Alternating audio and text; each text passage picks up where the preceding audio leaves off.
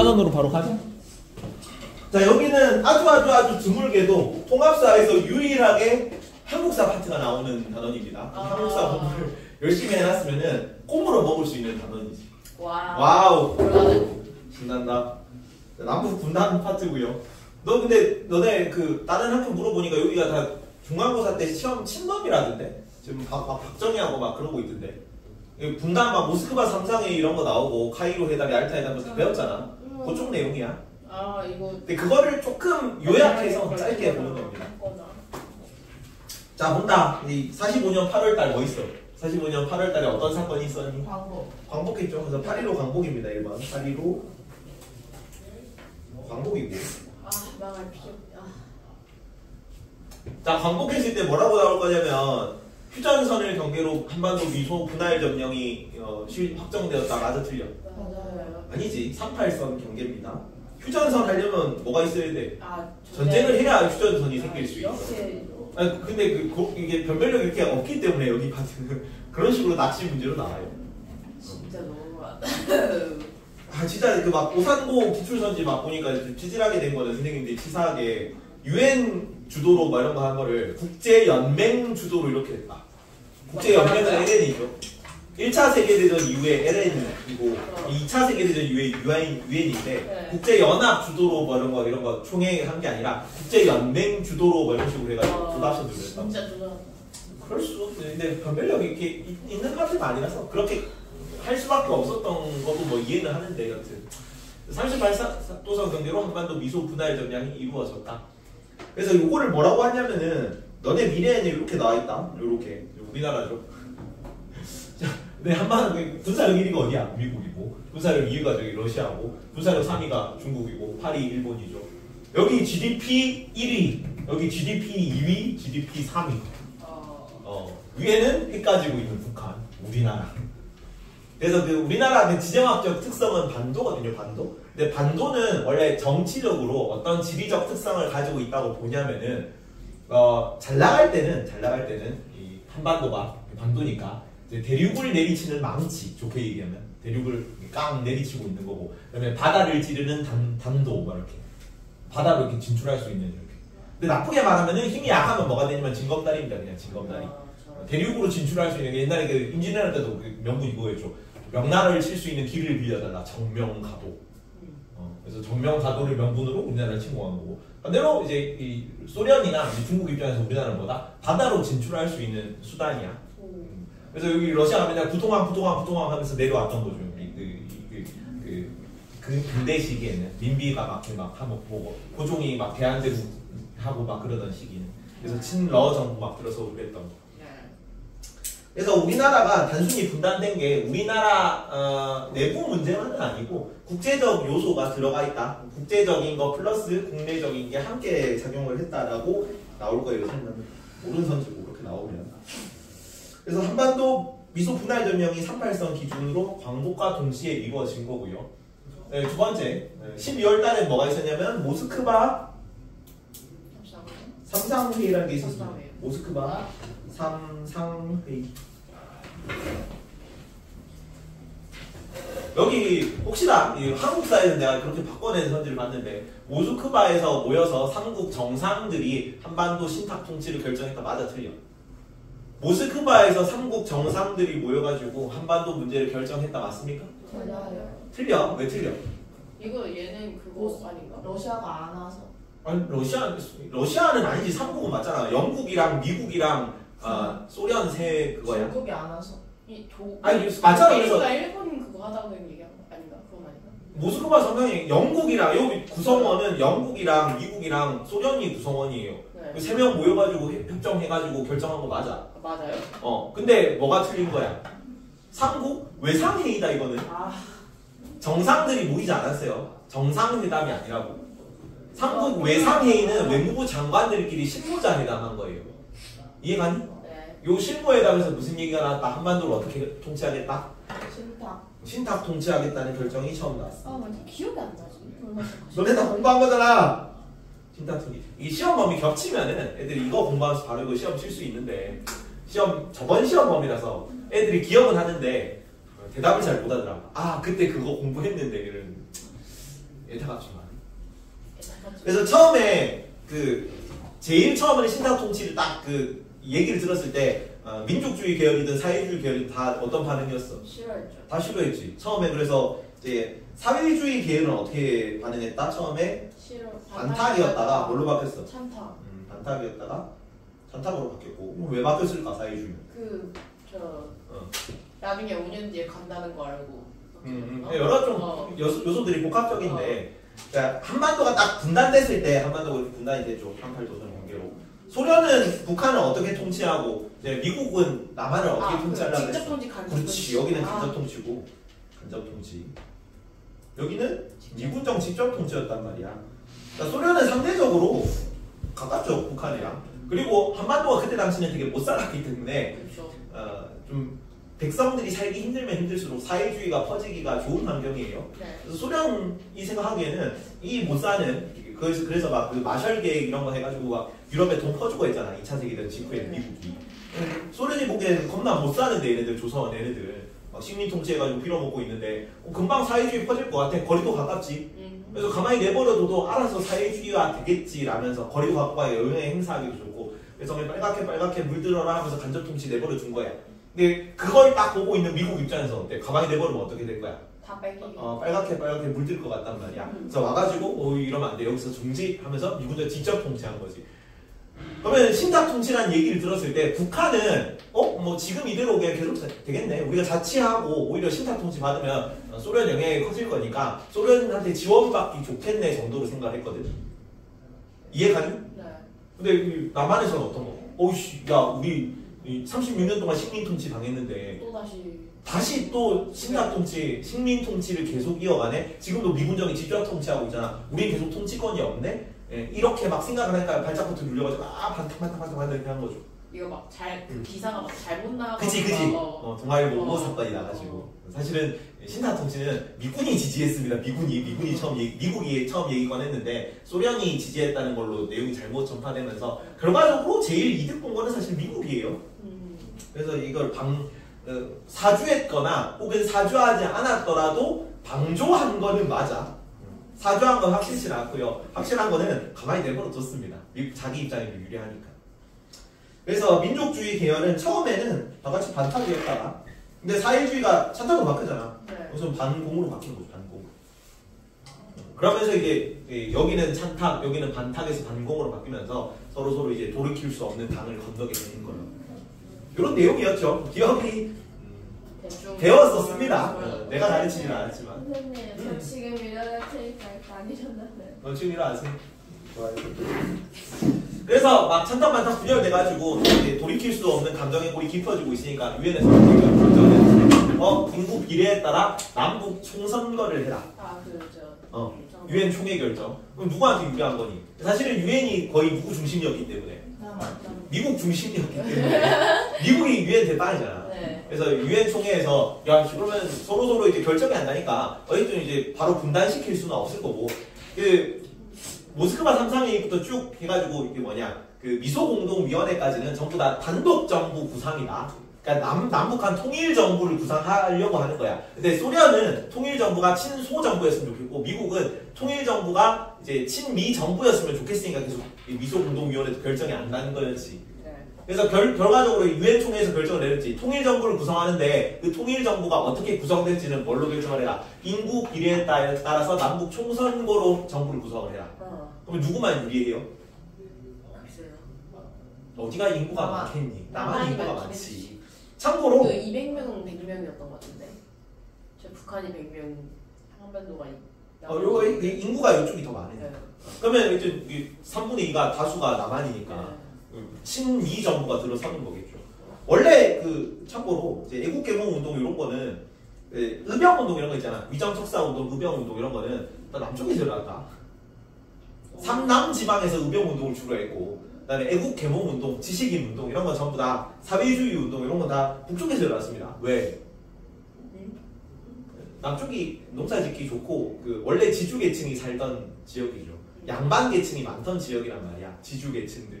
그러니까 걔네들 원래 이익 수호 막 이런 거 하면서 의병 운동한 거고 북쪽은 그만큼 이제 양반 지주 계층이 전통적 지배 계층이 없어요. 그러니까 지식인들이 많이 들어와가지고 애국 계몽 운동 같은 거 한 거지.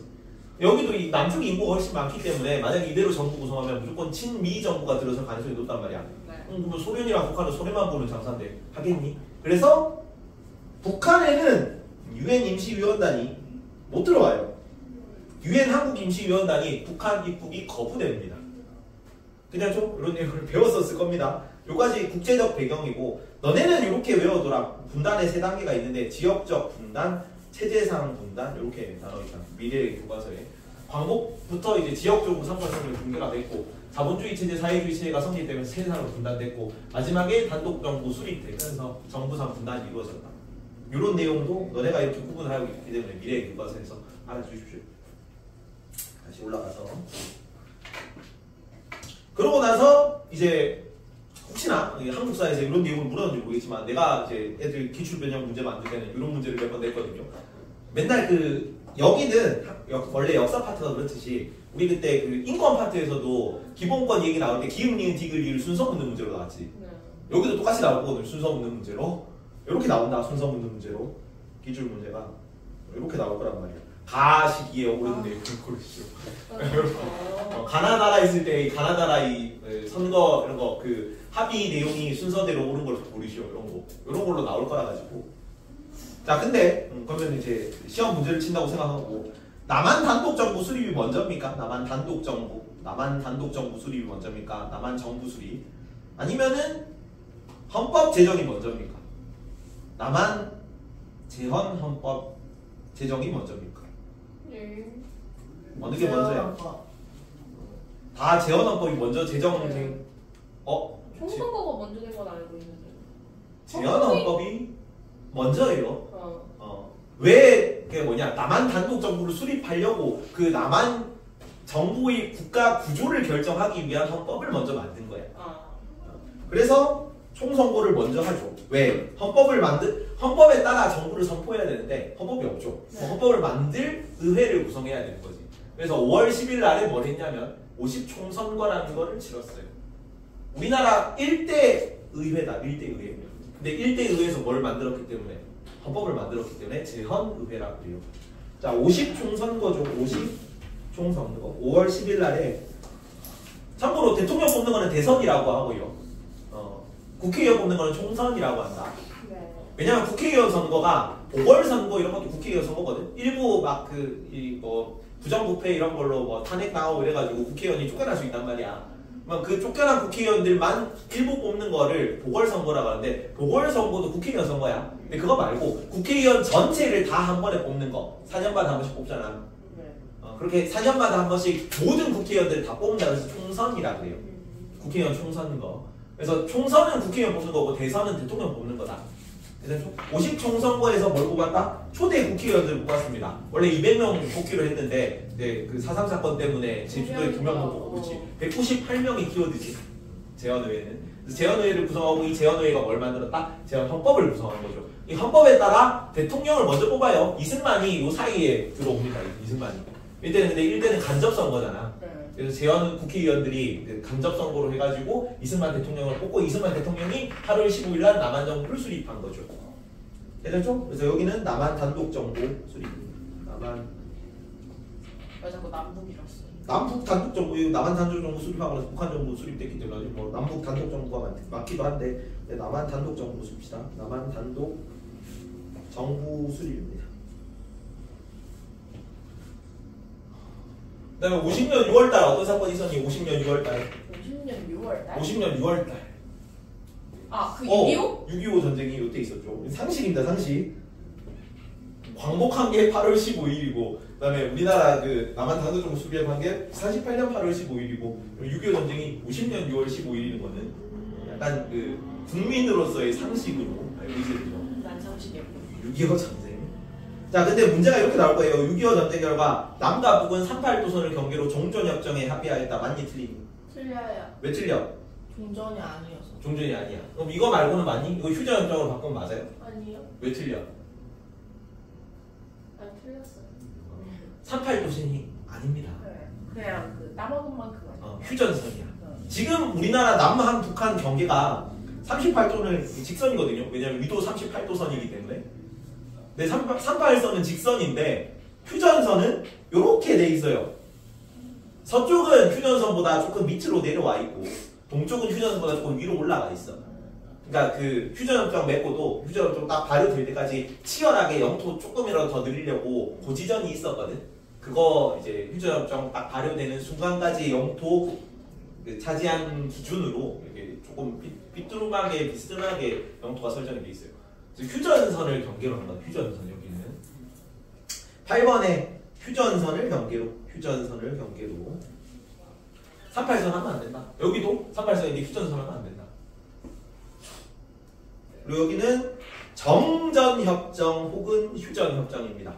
정전은 잠깐 정지한 거죠. 종전은 전쟁 끝마친 거고 종료하는 거고.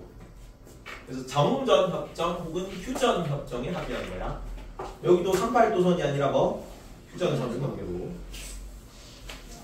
여기도 종전협정이 아니라 정전협정에 합의하였다. 이렇게 바꿔야 되죠. 2분, 2분 남았는데 문제 하나 풀고 딱 맞추면 돼요. 아니에요. 그렇게 많이 쓰레기. 풀어봐요. 조금 이따 풀이하자. 네, 39번 말이야. 보자.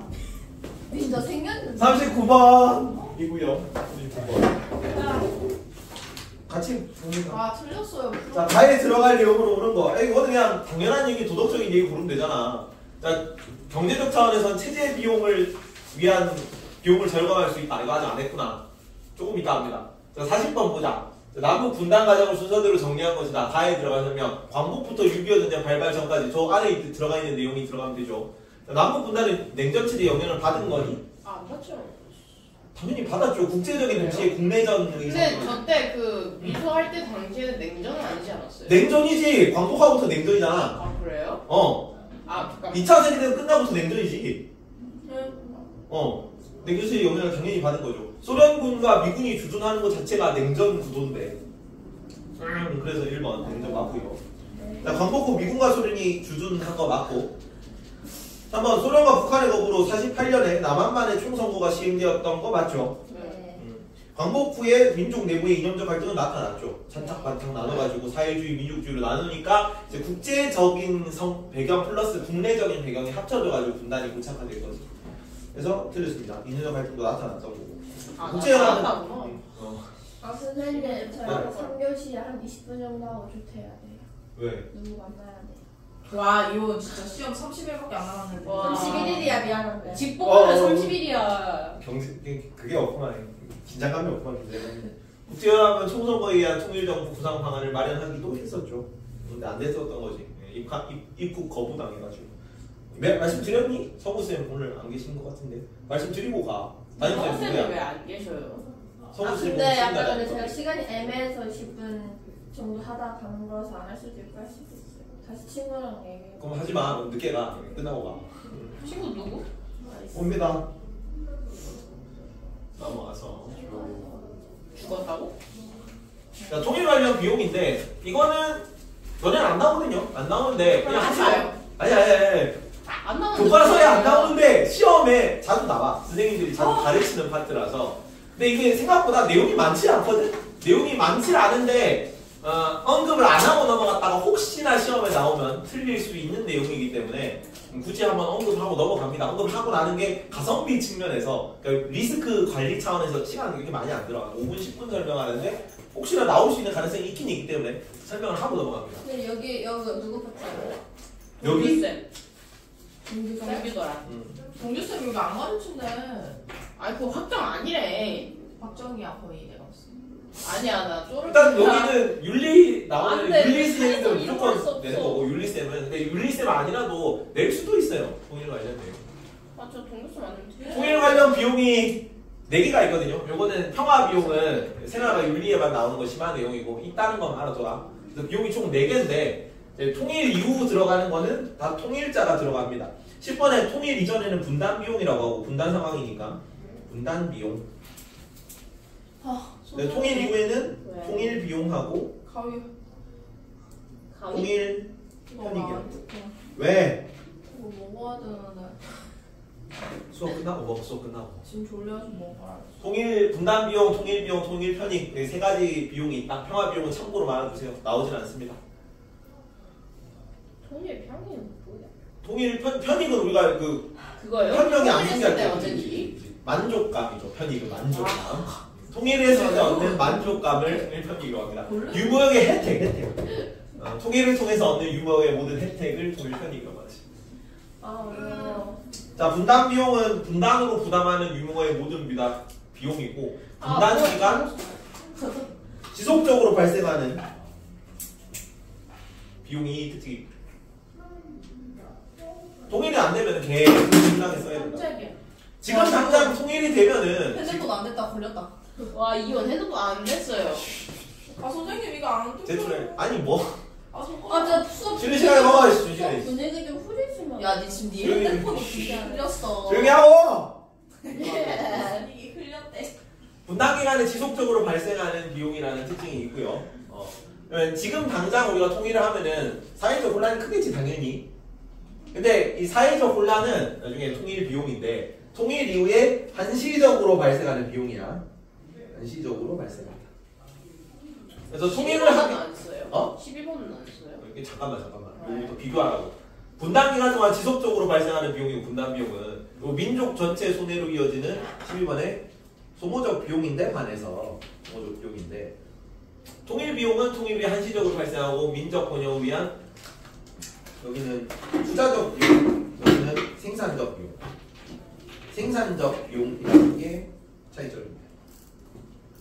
그러니까 지금 당장 우리가 통일하면은 사회적 혼란이 너무 크기 때문에 사람들이 요새 학생들은 통일을 별로 안 좋아하거든요. 그쵸. 그죠? 왜요? 통일 교과서 기준으로 통일을 해야 된다고 가르치고 너네를 설득하고 있는 거야. 난 좋은데. 나도 좋은데. 통일하게 아니, 되면은 빈부격차가 너무 심해가지고 걔네 내가 잘 살면 성적만 좋은 거지. 내가 잘 살면 좋은 거지. 진짜 양지가 된다니까? 진짜. 너에게 너가 못 살게 될 겁니다. 당분간은. 혜택이 떨어진다니까? 왜요? 당분간 아니 어. 독일 통일 사례를 보면은 통일하고 나서 한동안 체제 통합한다고 북한에 엄청 많이 퍼줄 거야. 그럼 우리 세금이 아니, 올라가려고. 근데 지 그걸 기업이 다 떨어지는 감수하고 거지. 통일을 하는 거 아니에요? 그렇지 그걸 감수하고 통일을 하는 근데 거야. 감사하기 싫은 거지. 그렇지 감수하기 싫은 건데 왜? 교과서 기준으로는 뭐라고 설명을 아니 하냐면 그럼 세금 더 떼갈 거 아니야. 세금 더 떼가지 당연히 북한에 퍼줘야 될 거 아니야. 내가 더 왜? 떼기는 거지. 물가 왜? 뒤늦게 가지고 갈 거. 어? 왜 북한이 가난한 건데 왜 저희가 도와줘요? 아니 통일을 통일을 하면 하면 나라니까. 통일하면 한 나라잖아. 모르지. 통일도 모르지. 통일이 되면 한 나라니까 우리 한 나라니까. 때문에 당연히 투자를 한다니까 정부 입장에서는. 그러니까 왜 내 돈을 주냐고. 아니 통일을 했으니까.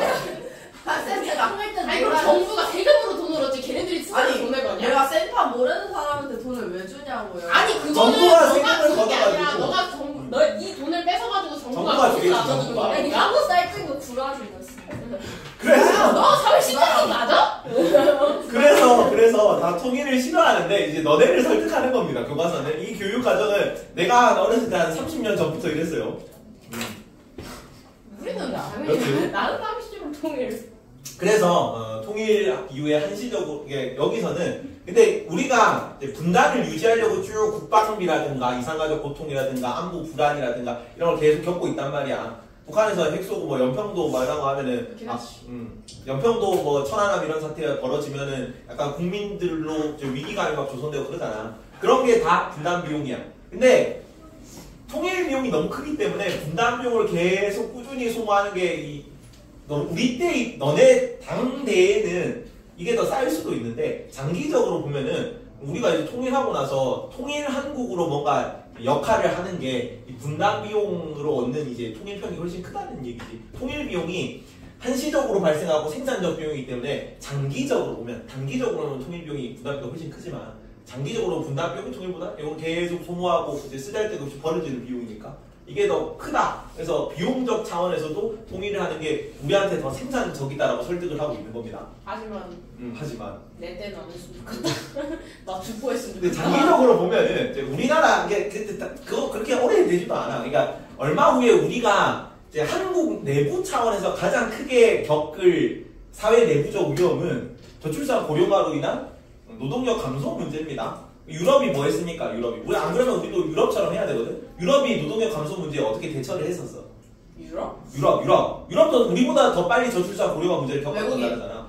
난민 받았어요, 난민. 아. 저 중동에서 막 시리아 뭐 중동 전쟁 뭐 이런 걸로 인한 난민들을 우리가 유럽 선진국으로서 인도적 차원에서 저렇게 난민들이 나라를 잃고 떠나는 걸 가만히 두고 볼 수가 없다. 그러면서 정책적으로 그 EU 결의해가지고 난민을 할당해서 받았거든. 근데 단순히 걔네가 진짜 막 인도적 차원에서 너무 도덕적인 사람들이라 가지고 난민을 정책적으로 다 받은 걸까? 아니요. 아니지. 노동력 문제에 대한 해결의 목적을 가지고 있어요, 동시에. 괜찮지? 근데 그러다가 뭐 무슨 문제가 발생했어? 당연히 걔네는 나라 잃고 떠드는 애들이니까 그 저렴한 노동력으로 대체되기 때문에 자국 저렴한 노동력 시장이 경쟁력을 잃어. 그러니까 내가 직장을 구하기 더 힘들어져요. 걔네는 나보다 훨씬 더 싸게 직장을 구할 거니까 내가 고용이 안 된단 말이야. 그리고 플러스 문화적 갈등까지 있지. 저기 뭐 우리나라 들어와가지고 돼지고기 같이 소주 한잔 하니까 돼지고기 싫어요 한단 말이야. 이슬람 애들. 그래서 거기에 대한 불만이 가중돼가지고 영국이 뭐 한 겁니까? 난민 정책에 대한 불만 때문에 EU 탈퇴했죠. 거기는 브렉시트하고 난민 안 받는다 그랬잖아. 그런 식의 갈등 우리가 겪어야 되거든요. 근데 거기에 대한 그나마 나은 대안 중 하나가 사실은 통일이야. 그 저출산이랑 그게요? 아니 여기 그러면 통일하게 되면 어떻게 될 거야? 인구가 갑자기 2천만에서 7천만으로 늘어나요. 근데 땅은 넓어지잖아요. 땅은 넓어지지. 근데 거기 있는 노동력을 데리고 와가지고 일을 할 수 있잖아. 그리고 땅도 넓어주니까 약간 뭐 주거 문제 이런 것도 조금 해결될 수 있겠지. 저기 투자를 좀 많이 해야 되겠지만. 그리고 컴퓨터 못 쓰자. 컴퓨터를 이제 보급해줘야죠 우리가. 그러니까 그거에 그 비용들이 다 들어가는 그 비용들이 나중에 좀 해결이 되고 나면은 장기적으로는 이제 우리가 이 내수 시장으로 먹고 되려면 인구가 한 1,000만은 돼야 되는. 그러니까 1억은 돼야 된대요. 왜 중국이나 일본이나 미국이 조금 이제 무역 전쟁 이런 거 하면서 상대적으로 좀 세게 나갈 수 있냐면 걔네는 무역을 안 해도 걔네 자체적으로 좀 먹고 살 수 있는 기반이 인구 자체적으로 구성될 수 있어. 인구가 1억이 넘기 때문에. 우리나라는 안 되죠. 5천만밖에 안 돼서. 근데 통일하게 되면 우리가 1억은 아니지만 7천만까지는 인구가 늘어날 겁니다. 북한이 한 2천만 되니까. 뭐 여러 가지 그런 거 고려해가지고. 그리고 통일 안 되고 가만히 내버려뒀다가 나중에는 장기적으로 이 민족 동질성이 계속 희미해지잖아. 북한이 어디 떨어져 나갈지 몰라요. 미국, 소련, 뭐 중국, 남한 분할 점령될 수도 있습니다. 실천하고 보면 또 그렇죠. 그러니까 우리가 계속 가져가려면 우리가 사실은 계속 티를 내야 돼. 한민족이니까 우리가 인도적 차원에서 민족 동질성 회복을 위해 쌀을 준다. 그냥 쌀을 준다는 게 아니고 쌀을 주는 거를 통해서 우리가 이제 국제적으로 광고를 하는 겁니다. 우리 같은 나라야, 같은 나라. 그러니까 딴 애들이 여기 이제 북한에다가 손 대지 마. 우리가 통일해도 우리가 둘이 통일할 거야라고 계속 티를 내려고 지원을 해준 거예요. 그러니까 좀 실효성은 사실은 이제 분야별로 들어가기 때문에 떨어지더라도 대외적 선전 효과를 위해서 한 것도 있단 말이야. 어떤 느낌인지 알겠죠? 근데 그런 게 다 이제 분단 비용, 평화 비용, 평화를 유지하기 위한 비용에 들어가니까 장기적으로는 통일했을 때 이득이 더 크다는 얘기죠. 괜찮죠? 네. 그래서 국방비나 이산가족보통이나 국민들 안보 불안 같은 게 있고요. 통일 비용은 통일하고 나서야 통일 들어가면 당연히 통일하고 나서의 비용이겠죠. 네. 통일 비용은 남북한 통일 후에 남북한 공동체가 하나 되기 위한 비용입니다. 혼란을 수습하기 위한 비용이에요. 당연히 정치 체제 다르겠지. 북한 뭐 대통령을 뽑을지 주석을 뽑을지 간접 선거를 할지 민주 선거를 할지 직접 선거를 할지 다 결정을 해야 될 거 아니야. 네. 정부를 두 개를 둘지 하나를 둘지 연방제로 구성할지 통일 정부를 단일 정부를 둘지 그런 거. 그다음에 화폐도 다를 거 아니야 당연히. 물가 차이가 얼마인데. 화폐도 통일해야 될 거고 행정 통일해야 되겠지. 그런 거에 대한 통합 비용. 그다음에 북한에다가 퍼주는 비용, 기반 생산시설 구축 비용 아마 북한에다가 많이 들어가는 비용일 겁니다. 그런 거를 부담을 하고 나서 이제 한민족이 좀 잘 융합이 되고 나면 그때 우리는 이걸 얻을 수 있다. 통일 편익을 얻을 수 있다고 하는데 통일 후에도 지속적으로 발생하는 편익이고요. 경제적 비경제 이익까지 포함하는 것. 내수 확대로 인한 교역 증가나 너네 교과서에 이렇게 나오거든요. 미래에는. 이게 통일 편익 중에 친나라만 이렇게 딱 정리해놨다. 친나라만 분단비용, 통일비용은 이제 교과서 내에 박아놓고 다른 교과서는 잘 나오진 않아요. 근데 이런 식으로 설명을 했어요. 미래 교과서에서. 이게 가장 대표적인 통일 편익 중 하나입니다. 아시안 하이웨이라고 하이웨이는 고속도로라는 뜻이야.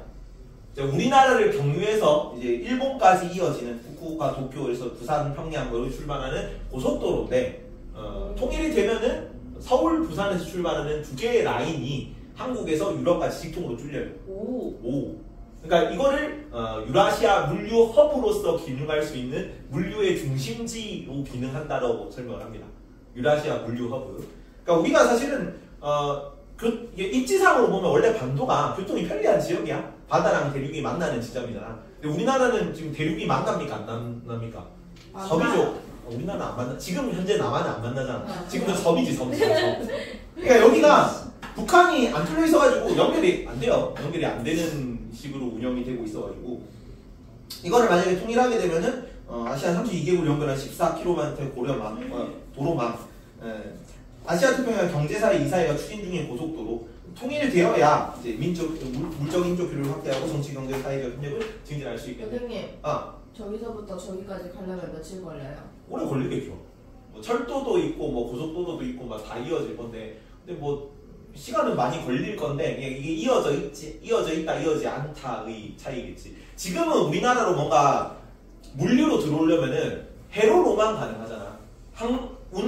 해운으로만 우리나라에 그 뭐 택배라든가 물자 운송이랑 연결이 되거든요. 근데 나중에는 철도로도 물자 운송을 할 수 있으니까 경제적 이익이 상당히 클 거라고 보고 있어요. 이런 거를 얘기하는 거야. 통일편. 저걸로 관광사고 뭐 관광산업 이런 것도 더 활성화되겠죠. 북한으로 좀 이동이 왔다 갔다 좀 자유롭게 되면. 그래서 요거는 비용 문제 요것도 같이 잠깐 보고 갑시다. 요거 아까 요 얘기였는데. 자, 경제적 차원의 이 통일 편익을 구하는 거야. 왜 남북 통일이 필요하냐? 경제적 차원에서는 어떤 통일 편익이 있냐? 세계 경쟁을 위한 비용을 절감한다. 분담 비용 절감이지. 맞니? 맞아요. 맞고. 군비 경쟁에 낭비되는 자원을 절약할 수 있다. 맞니? 맞아요. 이것도 분담 비용 절약하는 것도 맞고. 남북 단일 시장 형성으로 경제가 활성화되니? 단일 시장이요. 단일 시장? 아니에요. 통일시장. 남북의 단일 시장이죠. 통일하게 되면 남북이 하나의 시장이 된다. 그렇게 단일. 남북의 단일 시장 형성으로 경제가 활성화되겠죠. 자, 분담 비용 절감 맞니? 네. 맞지. 영구적 통일 비용 발생 맞니? 아니요. 아니야. 영구적 통일 편익의 발생이겠지. 네. 그래서 통일 비용이라고 해서 틀렸어요. 통일 비용은 한시적 비용입니다. 영구적이 아니에요. 영구적이 틀렸어요. 한시적 통일 비용은 맞죠? 한시적 통일 비용이면 맞지. 근데 여기는 이제 그 경제적 차원의 장점을 통일 필요성과 장점을 구하는 거니까 통일 비용보다는 통일 편익으로 바꿔야겠죠. 한시적 통일 비용보다는 영구적 통일 편익이 발생한다가 또 장점으로 적자라겠지. 태평양과 유라시아를 연결해 물류 중심으로 성장한다 맞고요. 답이 4번이에요. 덕성 요거는 이제 윤리 선생님이 오빠쪽 파트를 가르쳤기 때문에 윤리식으로 냈어요. 생활과 윤리 시험에 이렇게 나옵니다. 맨날. 자, 분담 비용 기업은 분담으로 인해 남북한이 부담하는 유명의 모든 소모적 비용 분담 비용 맞아요? 네? 기업 41번에 1번 분담 비용은 분담으로 인해 남북한이 부담하는 유무형의 모든 소모적 비용. 맞아요. 맞죠? 자, 분담 비용에는 국방비, 외교적 경쟁 비용, 이산가족 고통, 국민들의 불안 맞아? 맞아요. 맞고. 자, 통일 비용은 통일 항공의 번영을 위한 투자자 성격 비용이고 화폐 통합, 생산부 시설 구축 맞아요. 맞고. 디귿은 통일 편익은 경제 톤화로 인한 통합 시장 규모의 확대, 전쟁 위험 감소와 같은 경제적 비경제적 혜택도 들어가는 거 맞아? 맞아요. 맞아요. 맞습니다. 비경제적 혜택도 들어가고. 자, 분담 비용은 한시적으로 발생하지만 니은과 디귿은 영구적으로 발생한다. 통일 좋아요. 비용도 통일 비용도 한시적인 거야. 그리고 분담 비용도 통일이 되기 전까지는 계속 들어가는 비용이라서 뭐 한시적이다 이런 표현은 안 씁니다. 통일 되기 전까지는. 분담 비용이요? 분담 비용도 통일 될 때까지는 계속 들어가잖아. 그래서 여기 X입니다. X. 답이 5번. 이런 느낌으로 나온다. 그리고 너네는 일단은 설명을 하는데 외우진 마라. 그러니까 비상효과는 이렇게 나와요. 비상은 내가 다 외우랬거든. 불가침 및 교류 협력에 관한 남북 합의서인데 남북 통일 관련 협의 내용이 나와요. 근데 너네는 듣기는 한번 들어두세요. 혹시나 학교에서 가르칠 수도 있어서 미리 가르치는데 일단 미래는 기준으로 너네 교재에서 안 나온다. 근데 안 나오지만 혹시나 가르칠 수도 있어 가지고 설명만 들어두세요. 듣고 넘어가자. 외우라고는 안 할게. 짠. 비상은 이거 다 외우라고 그랬거든. 통일 관련 합의가 있습니다. 통일 관련 합의. 그러니까 연도가 72년도고 91년도거든요. 72년도는 배웠죠 이거. 7.4 남북 공동 성명이라고 합니다. 선생님. 예. 그 확인하지 마세요. 빨리 갔다. 일단 이름부터 적고요.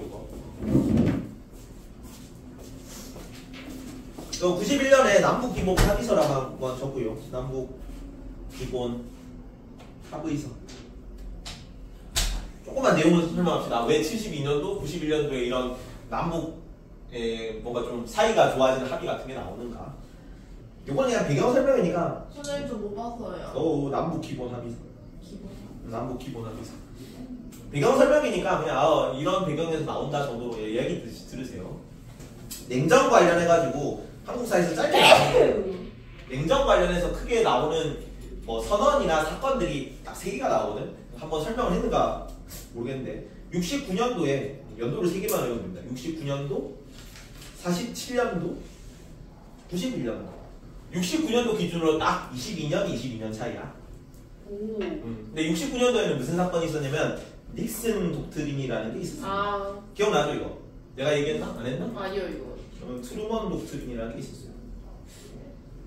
둘 다 대통령 이름입니다. 미국 대통령, 트루먼 대통령, 닉슨 대통령. 트루먼 대통령이 한 거라서 트루먼 독트린이고 닉슨 대통령이 한 선언이라서 닉슨 독트린이야. 근데 여기는 이제 소련 붕괴입니다. 소련 붕괴되니까 당연히 냉전 종말이겠죠. 냉전 종식. 자, 근데 이 연도를 보잖아. 그러면 연도와 닉슨인데 닉슨 안에 69가 들어가 있어. 이렇게. 69. 딱 보면 이제 69 닉슨 이렇게 나오는 거죠.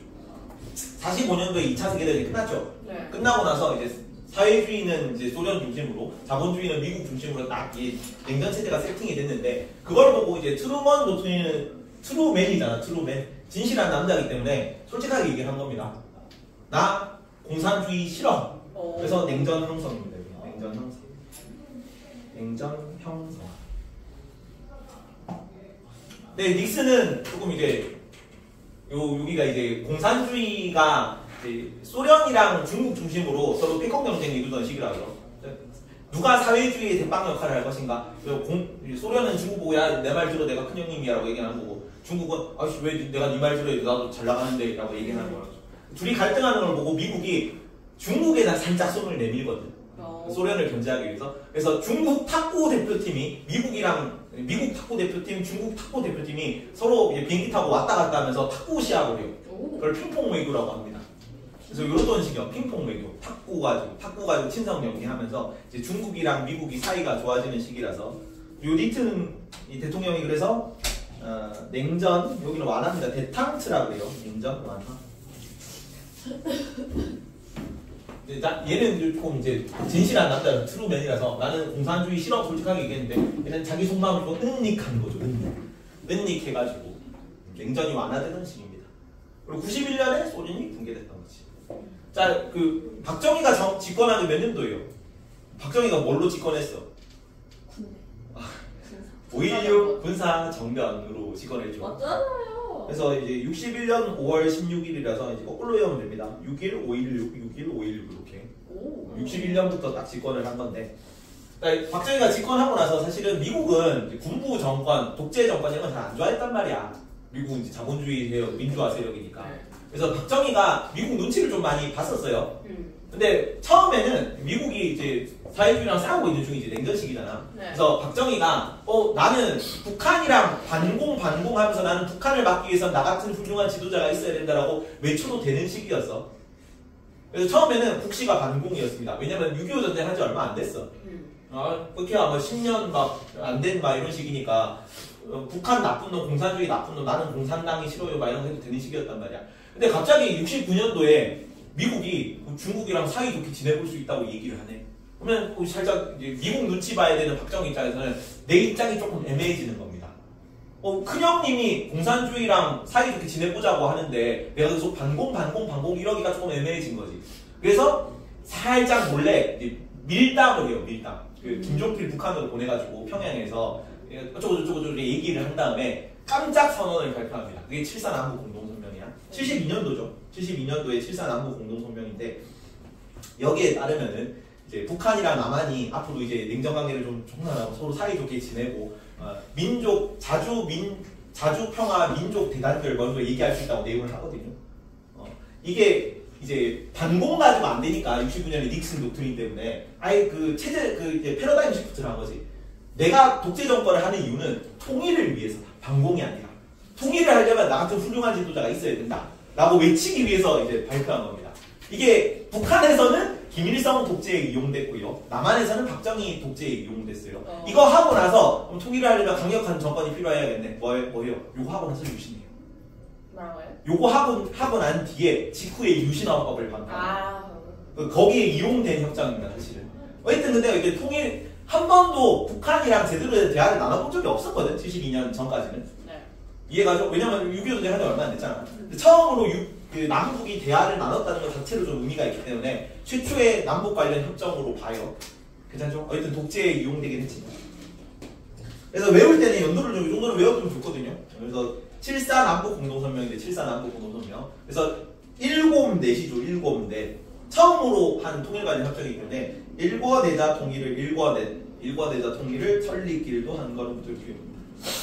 너네는 외우지 마라. 오상이랑 다 외우라 그랬거든. 성수랑 다 외우라 그랬는데 미래에는 일단 나올지 안 나올지 애매해서. 하지만 나오면 그때 외웁시다. 괜찮죠? 네. 그 다음에 두 번째 91년에 남북기본합의서죠. 남북기본합의서인데 소련이 91년 12월 달에 붕괴되거든. 소련 붕괴 직전에 맺은 협약이야.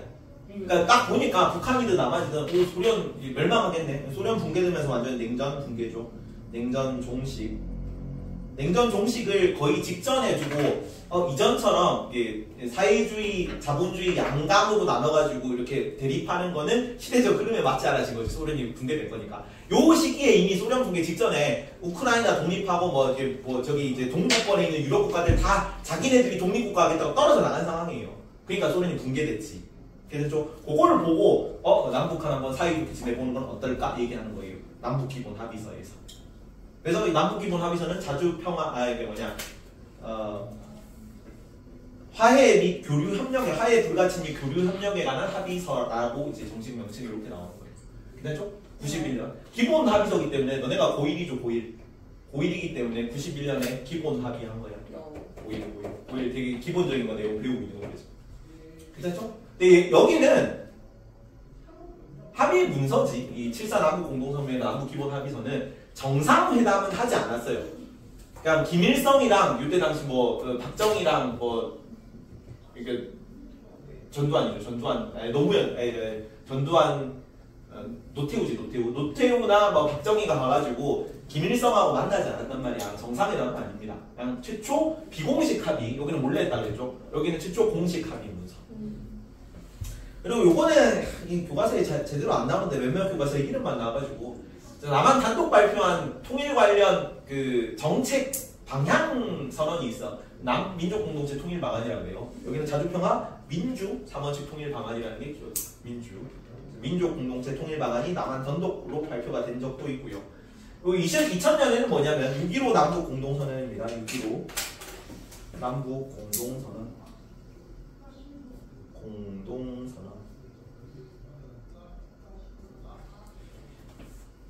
여기는 뭐가 키워드냐면 최초 정상회담이라는 키워드다. 이게 우리나라 최초 노벨 평화상 누가 받았는데?